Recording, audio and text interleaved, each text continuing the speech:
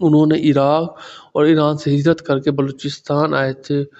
اور آگے جو ہے نا وہ سینہ بسینہ جو روایات ہیں وہ یہی ہے کہ وہ شاید یہی تھے، مگر جو بھی ہو ان کے نام سے اور آل محمد علیہ السلام کی آل کے نام سے یہ مزار مشہور ہے۔ ہم نے اس وجہ سے بھی گئے، اور جہاں پہ آل محمد کا ذکر آ جائے وہاں پہ ہم لوگوں کا جاننا لازمی ہو جاتا ہے کہ یہاں پہ لازمی جائیں۔ یہاں پہ جو ہے نا آپ لازمی ہے، کیونکہ یہ آل علی علیہ السلام میں سے ہیں، اور یہاں پہ بہت سے معجزات بھی ہوئے ہیں اور بہت سے معجزات آج تک ہو رہے ہیں، مگر ہم نے ان کا ذکر یہاں پہ نہیں کیا کیونکہ ایک تو رش بہت تھا، اور اس کے ساتھ جو ہے نا گرمی کے بہت شدت میں گرمی کا موسم تھا۔